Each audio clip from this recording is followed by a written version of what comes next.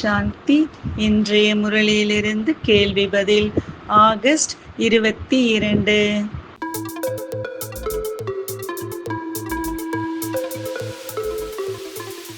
எதை அதிசயம் என்று ஈஸ்வரன் கூறுகிறார்?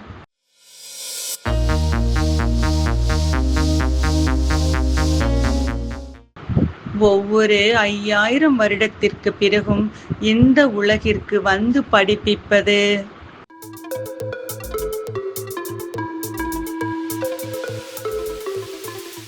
யோக பலத்தால் ஆத்மா சதோ பிரதானமாகி செல்லும் போது அதற்கு என்ன தேவை?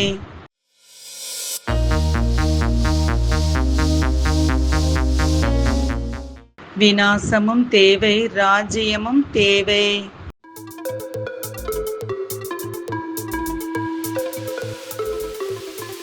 ஈஸ்வரிய குழந்தைகள் அறிந்த விஷயம் என்ன?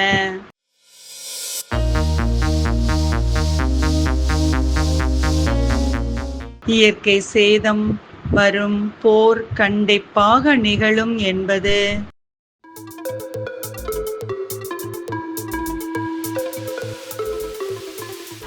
எதை கூறுவதில் மிகவும் புத்திசாலியாக இருக்க வேண்டும்?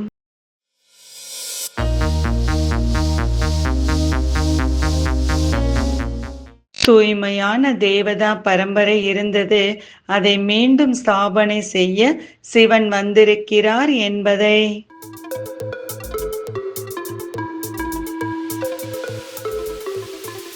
விநாசம் ஏன் எதிரிலேயே உள்ளது?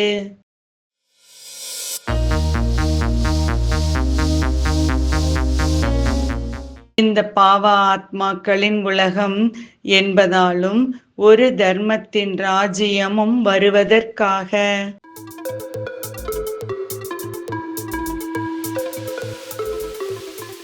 உலகிய குழந்தைகளுக்கும் ஆன்மீக குழந்தைகளுக்கும் உள்ள ஒற்றுமை என்ன?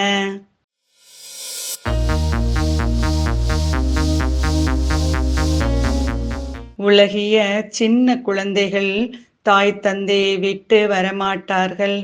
ஆன்மீக குழந்தைகளும் தாய் தந்தையை விட்டு செல்ல மாட்டார்கள்.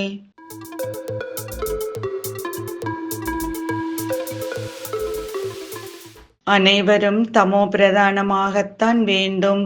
புனர்ஜென்மம் எடுக்கத்தான் வேண்டும். சரியா தவறா?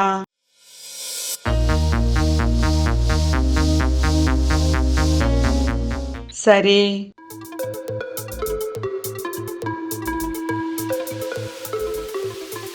இன்றைய முரளியில் முக்கியமாக என்ன கூறப்பட்டுள்ளது?